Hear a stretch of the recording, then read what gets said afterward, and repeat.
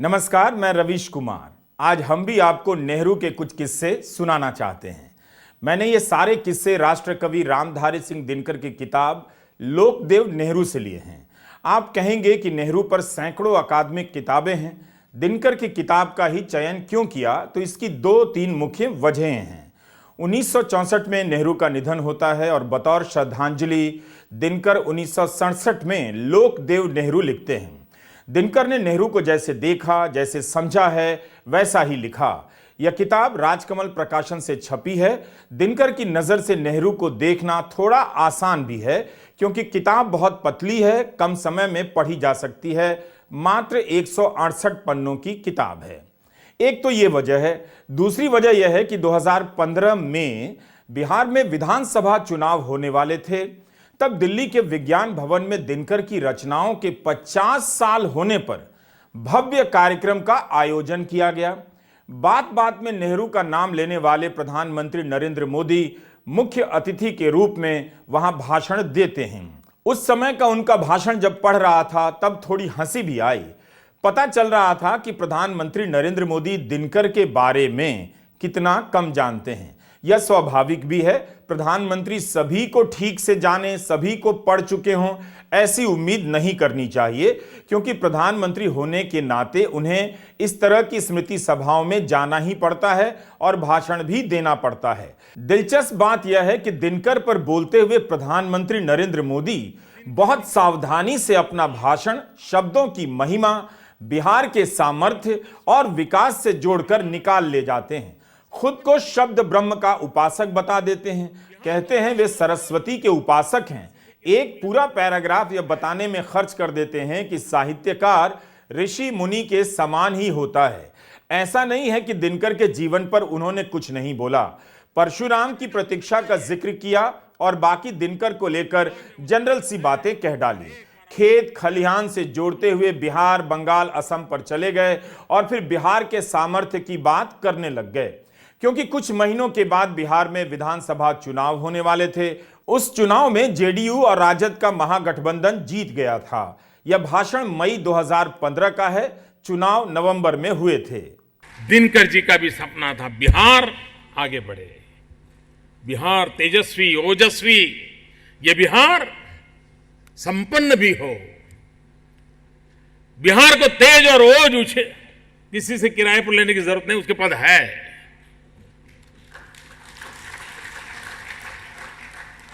उसे संपन्नता के अवसर चाहिए, उसको आगे बढ़ने का अवसर चाहिए, और बिहार में वो ताकत है। अगर एक बार अवसर मिल गया तो बिहार औरों को पीछे छोड़ के आगे निकल जाएगा। दिनकर राष्ट्र कवि थे। बिहार को लेकर दिनकर का क्या सपना था, इसके बारे में मुझे जानकारी नहीं, शायद प्रधानमंत्री को ज्यादा हो। मगर जब प्रधानमंत्री मोदी ने दिनकर के सपने का जिक्र कर ही दिया तो हमने भी सोचा कि क्यों ना दिनकर के नेहरू की बात की जाए। जिस नेहरू को उन्होंने सपने में नहीं देखा था, उनके साथ कई मौकों पर उठते बैठते देखा था, काम किया था। नेहरू को बहुत बारीक नजर से उन्होंने परखा। इस किताब में दिनकर नेहरू से मोह नहीं रखते, बल्कि बहुत सावधानी से उन्हें अलग अलग मौकों पर परख रहे हैं कि नेहरू कितने लोकतांत्रिक हैं, उतने हैं या नहीं जितना दावा करते हैं। दिनकर लिखते हैं, और यह उन्हीं के शब्द हैं, कि पंडित जी घनघोर रूप से साहसी पुरुष थे। राजनीति के कामों में तो वे उबल कर भी शांत हो जाते थे, किंतु जहां आस्था और वैयक्तिक पसंद नापसंद का सवाल जरा तेज होता, उनके आचरण अत्यंत निर्भीक होते थे। 1935 ईस्वी के आसपास जब पंडित जी रोम होकर भारत लौट रहे थे, मुसोलिनी ने हवाई अड्डे पर अपना दूत भेजा कि पंडित जी मुझसे मिलने क्षण भर को शहर में आ जाएं। किंतु पंडित जी ने मुसोलिनी से मिलना कबूल नहीं किया। यह नेहरू का साहस था कि उन्होंने इटली में होते हुए भी मुसोलिनी से मिलने से मना कर दिया। आज फांसीवादी ताकतें दुनिया में राज कर रही हैं। क्या भारत सहित दुनिया में किसी नेता को जानते हैं, दक्षिण अफ्रीका को छोड़कर, जो ऐसा कर सके?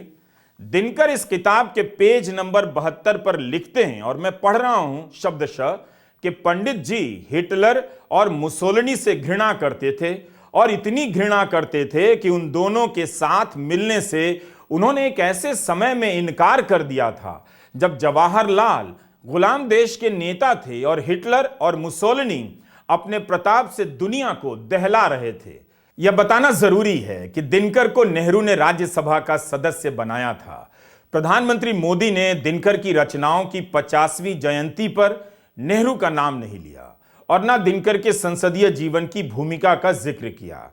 जिस तरह की श्रद्धा दिनकर नेहरू में रखते हैं, आप जानते हैं कि प्रधानमंत्री मोदी की नेहरू में कितनी श्रद्धा है, वे कितना सम्मान करते हैं। यहां तक कि 10 साल कार्यकाल का आखिरी भाषण भी उनका नेहरू के बिना पूरा नहीं हो सका। नेहरू का जिक्र करने से पहले प्रधानमंत्री बताना नहीं भूलते कि उनका नाम बोलूंगा तो उनको जरा चुभन होगी। तो चुभाने के लिए नेहरू का नाम उनके काम आ रहा है। जिस व्यक्ति ने जिंदगी के 9 साल से ज्यादा जेल में गुजारे भारत की आजादी के लिए, उसका नाम उनको चुभाने के लिए उनको याद आ रहा है। सुनिए। देश के नागरिकों के लिए कैसा सोचते थे। मैं जानता हूं, मैं नाम बोलते ही उनको जरा चुभन होगी, लेकिन 15 अगस्त लाल किले से प्रधानमंत्री नेहरू ने जो कहा था वो मैं जरा पढ़ता हूं। लाल किले से भारत के प्रथम प्रधानमंत्री ने जो कहा था वो पढ़ रहा हूं, नेहरू जी ने। उन्होंने कहा था, हिंदुस्तान में काफी मेहनत करने की आदत आम तौर से नहीं है। हम इतना काम नहीं करते जितना कि यूरोप वाले या जापान वाले या चीन वाले या रूस वाले या अमेरिका वाले करते हैं। ये नेहरू जी लाल किले से बोल रहे हैं। यह न समझिए, यह न समझिए कि यह न समझिए कि वह कौमें, ये न समझिए कि वह कौमें कोई जादू से खुशहाल हो गई। वो मेहनत से हुई है और अक्ल से हुई है। ये उनको सर्टिफिकेट दे रहे हैं, भारत के लोगों को नीचा दिखा रहे हैं। यानी नेहरू जी की भारतीयों के प्रति सोच थी कि भारतीय आलसी है। नेहरू जी की भारतीयों के लिए सोच थी कि भारतीय कम अक्ल के लोग होते हैं। नेहरू की एक आदत थी, जैसा कि दिनकर ने लिखा है, वे लिखा हुआ भाषण नहीं पढ़ते थे। 2-2 घंटे तक भाषण दिया करते थे और बीच में मंच से उतर भी जाते थे, भीड़ में चले जाते थे, हल्ला हंगामा करने वालों से भिड़ जाया करते थे। नेहरू के समय टेलीप्रॉम्प्टर नहीं था, जिसका इस्तेमाल प्रधानमंत्री मोदी करते हैं। नेहरू जनता से खुलकर बात करते थे, अपनी और जनता की कमजोरियों के बारे में उसके ही बीच जाकर बात करते थे। नेहरू भीड़ में कूद जाते हैं। एक प्रसंग है कि बड़ौदा में जब भीड़ के बीच चले गए तो उनका अंगरक्षक रोकने लगा। नेहरू ने अंगरक्षक को ही पटक दिया और उससे भिड़ गए। बाद में लौटकर मंच पर बैठकर दिनकर से कहा, कहो कुश्ती कैसी रही। अब उनकी मौत के 60 साल बाद नेहरू के भाषण के किसी छोटे से हिस्से को निकालकर उन्हें किसी और रूप में पेश किया जाए, यह प्रधानमंत्री मोदी को शोभा देता है। ऐसा नहीं कि नहीं देता है, देता है तभी वे ऐसा करते हैं, बल्कि किसी और को शोभा नहीं देता है। कायदे से ऐसा नहीं करना चाहिए, मगर वे करते हैं। 1946 का एक वाकया है। दिनकर लिखते हैं, नेहरू पटना गए, बिहार में एक जगह गोली चल गई थी तो लोग बहुत नाराज थे। उसी दौरान उन्हें पटना यूनिवर्सिटी में बोलने के लिए जाना पड़ा।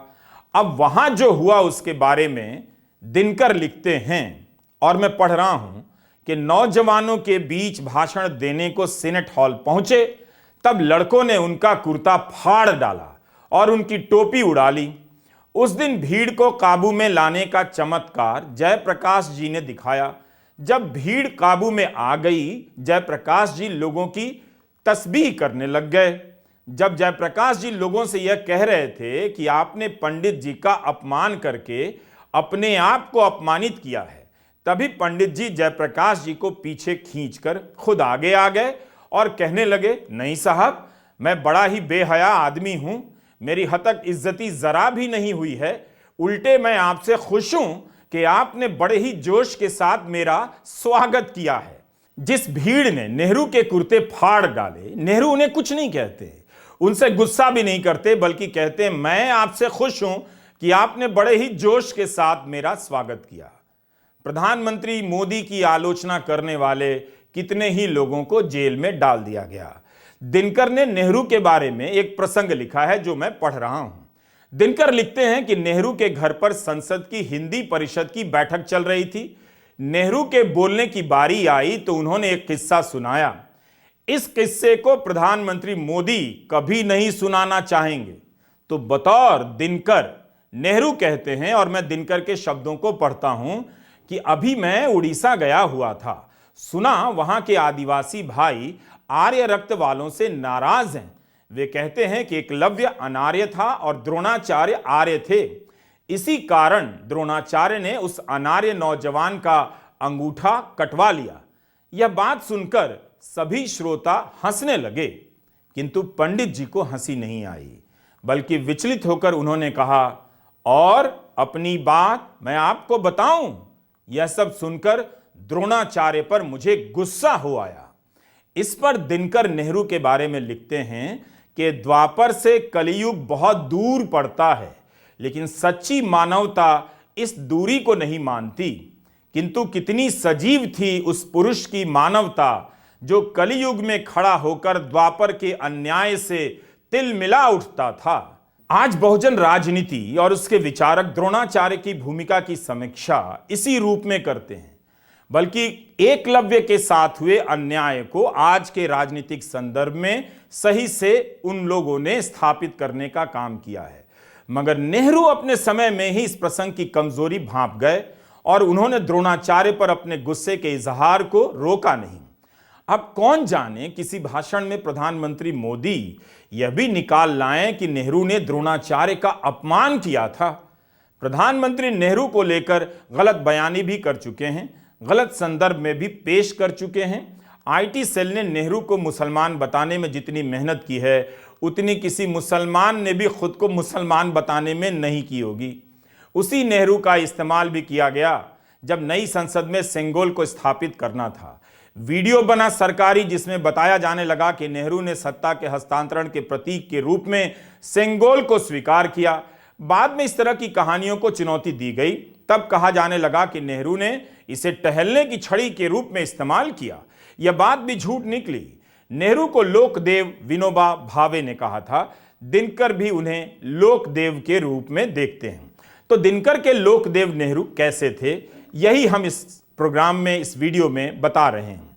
दिनकर लिखते हैं, और मैं पढ़ रहा हूं, कि पंडित जी के बारे में इतिहास और चाहे जो बातें लिखे या ना लिखे, किंतु यह बात वह अवश्य लिखेगा कि भारत के मन को आधुनिक बनाने की दिशा में जवाहरलाल ने जो अथक प्रयत्न किया वह विस्मयकारी था। किंतु आधुनिकता के इतने बड़े ध्वजधारी होने पर भी प्राचीन भारत के प्रति उनमें एक प्रकार की ममता थी जो कभी कभी ही प्रत्यक्ष होती थी।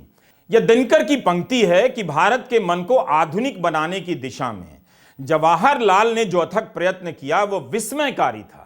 सरकारी प्रयोग में हिंदी कैसी हो, इसे लेकर दिनकर ने नेहरू के विचार और उनके साथ मतभेद के प्रसंग पर विस्तार से लिखा है।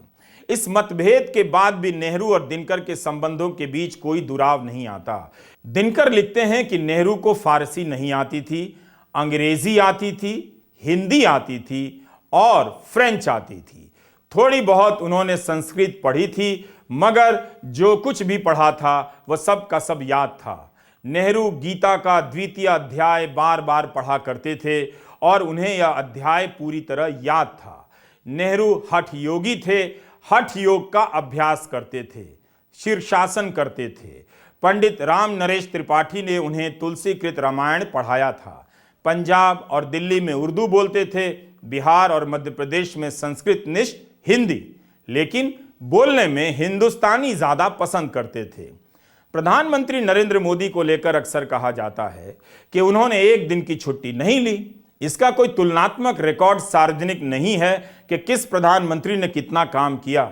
अगर आप प्रधानमंत्री मोदी की चुनावी रैलियों को ही देखें तो पता चलेगा कि भारत के किसी भी प्रधानमंत्री ने इतनी चुनावी रैलियां नहीं की हैं, इतने कार्यक्रमों में हिस्सा नहीं लिया होगा।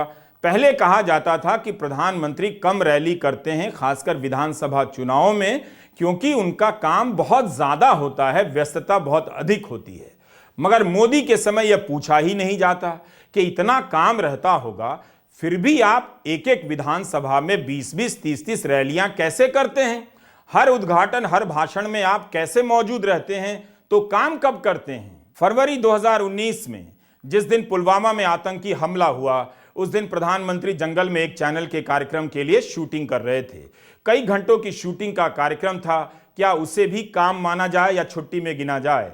लक्षद्वीप में यह जो फोटो शूट हो रहा है, क्या यह भी प्रधानमंत्री के काम का हिस्सा है? इस फोटो शूट के पीछे कितना वक्त लगा होगा, कितनी मेहनत लगी होगी? अगर यह भी काम है, तब फिर प्रधानमंत्री मोदी के काम के बारे में लोगों को अपनी जानकारी और धारणाएं बदल लेनी चाहिए।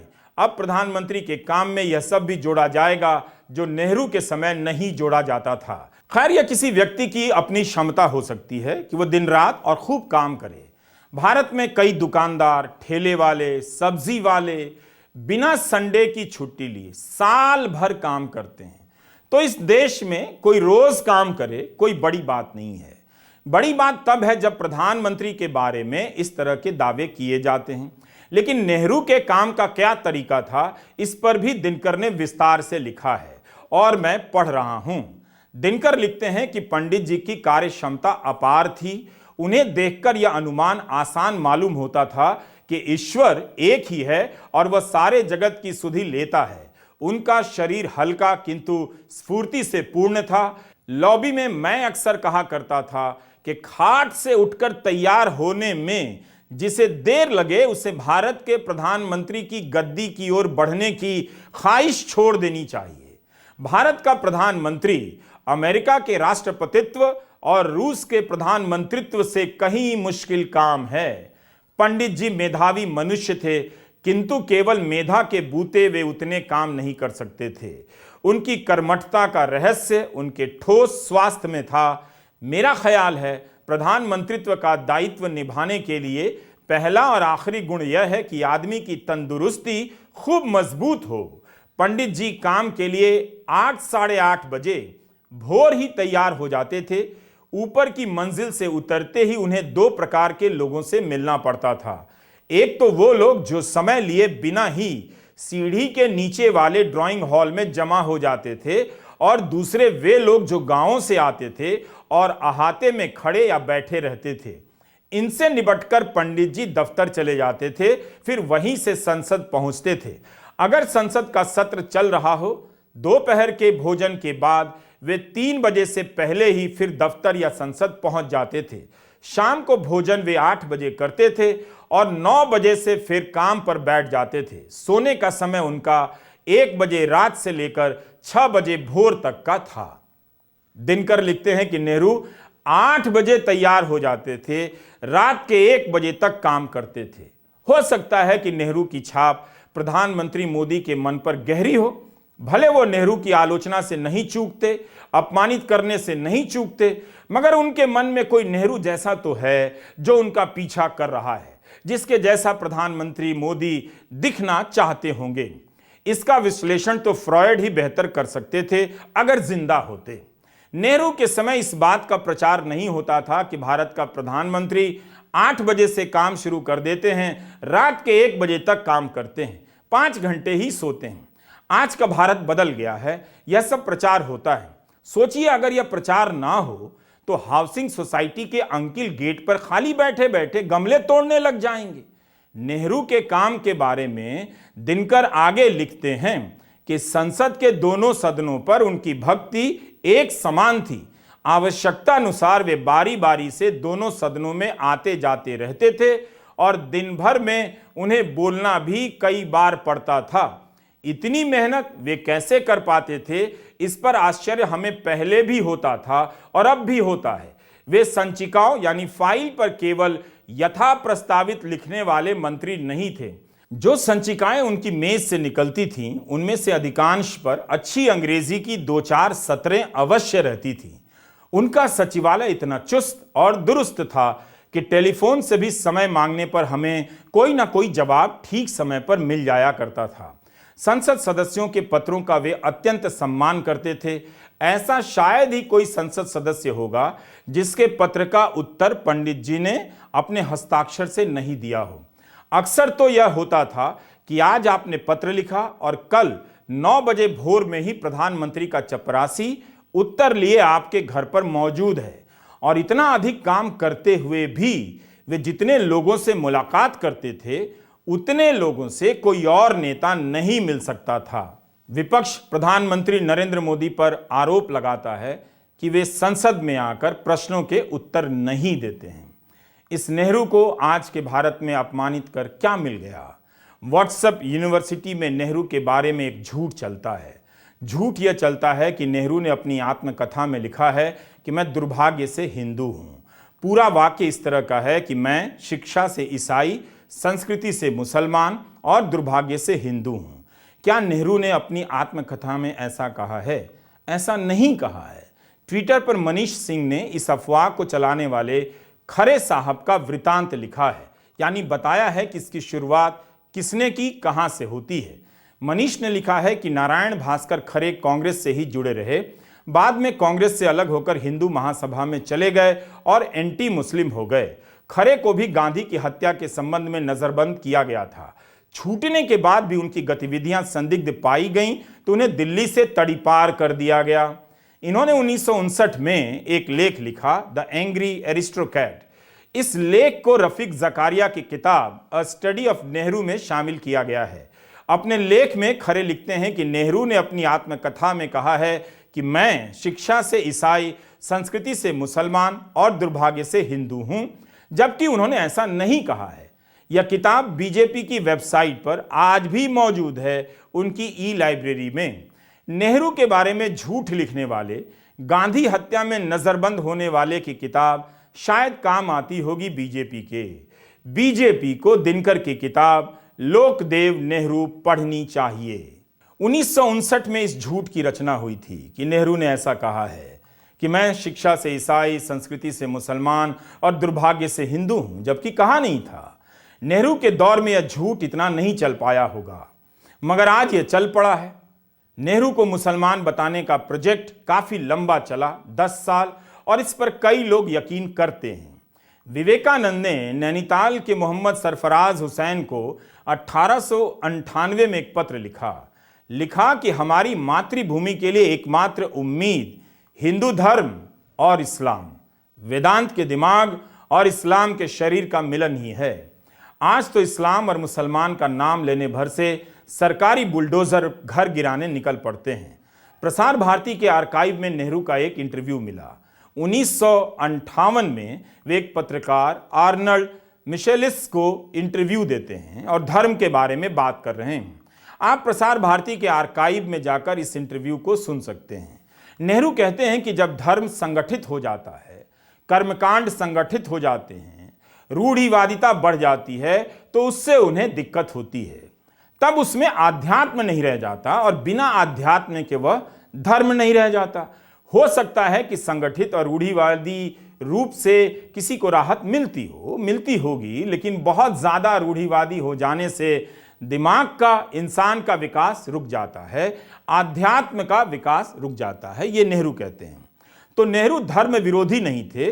दिनकर ने एक प्रसंग लिखा है लोकदेव नेहरू में। हिंदी के एक मासिक पत्र कल्याण ने इधर उनके एक ऐसे फोटो भी छापे हैं जिनमें जवाहरलाल जी आनंदमयी मां के पास समाधि मग्न बैठे हैं। किंतु इसे मैं अपवाद कहूंगा। उनके विषय में जो बात खास जोर देकर कही जा सकती है वह यह कि जवाहरलाल जी ईश्वर की सत्ता को समझ नहीं पाते थे, ना वे धर्म के बाहरी अनुष्ठानों को महत्व देते थे। वे धर्म की व्याख्या में ना फंसकर उसे जीने के अभ्यासी थे। इसलिए भारतीय जनता ने उनका उतना सम्मान किया। भारत के सारे इतिहास में जनता ने सबसे अधिक पूजा उन व्यक्तियों की है जो धर्म के मनुष्य थे। केवल सेक्युलर गुणों के कारण इस देश में सम्मान के अधिकारी केवल जवाहरलाल जी हुए। यह अपने आप में इस बात का प्रमाण है कि जनता ने उन्हें यह सम्मान उनकी चारित्रिक विशिष्टताओं के कारण दिया और धर्म पर उनकी शंका को जनता ने एक अत्यंत सच्चे और ईमानदार आदमी की सात्विक जिज्ञासा समझा। समय बदल गया है। जिस दौर की जनता ने नेहरू के काम को देखा, उनके धार्मिक क्रियाकलापों या मान्यताओं को नहीं, आज के दौर की जनता को यह देखना सिखा दिया गया है। और प्रधानमंत्री खुद ही कहते हैं कि ईश्वर ने उन्हें फलाने काम के लिए चुना है। उनके आसपास के लोग उन्हें विष्णु का अवतार बताते हैं, कृष्ण का अवतार बताते हैं, और जनता को इसमें कुछ भी विचित्र नहीं लगता। दिनकर यही बताना चाहते हैं कि धर्म का सहारा लेकर तो कोई भी लोकप्रिय हो सकता है और लोकप्रियता मिलती रही है, मगर केवल अपने काम के दम पर बिना धर्म का सहारा लिए नेहरू को ही ऐसी लोकप्रियता भारत ने मिली है। क्या प्रधानमंत्री मोदी की लोकप्रियता और मान्यता को आप बिना धार्मिक क्रियाकलापों के देख सकते हैं? उनकी लोकप्रियता में धर्म की राजनीति की भूमिका कितनी गहरी है। धार्मिक आयोजनों में प्रधानमंत्री खुद को राष्ट्रीय पुरोहित के रूप में पेश करने लग जाते हैं। नेहरू ने कभी धर्म का इस्तेमाल नहीं किया, ना प्रदर्शन किया, बल्कि वे धर्म के खुलेपन के समर्थक रहे। अगर प्रधानमंत्री के राजनीतिक जीवन से आप धार्मिक पहलुओं को माइनस कर दें, तब क्या प्रधानमंत्री नरेंद्र मोदी केवल अपने काम के दम पर प्रचंड रूप से लोकप्रिय नजर आएंगे? जनता के बीच उस आत्मविश्वास के साथ नजर आएंगे? क्या प्रधानमंत्री धर्म और ईडी का सहारा लिए बिना राजनीति के मैदान में उतर सकते हैं? दिनकर का यह प्रसंग नेहरू की नहीं, मोदी का मूल्यांकन करता है। दिनकर लिखते हैं कि नेहरू को कविताएं तो बहुत पसंद नहीं थीं। वे कवि सम्मेलनों में जाया करते थे, उनके घर की गोष्ठियों में कवि भी आते थे, मगर कविता सुनते समय अपना सर झुका लेते थे। दिनकर के अनुसार सिर्फ एक बार नेहरू वाह वाह कर उठते हैं जब दिनकर ने राजर्षि टंडन के अभिनंदन में एक कविता पढ़ी, और उस कविता का अंश मैं भी पढ़ रहा हूं। एक हाथ में कमल, एक में धर्म दीप्त विज्ञान, लेकर उठने वाला है धरती पर हिंदुस्तान।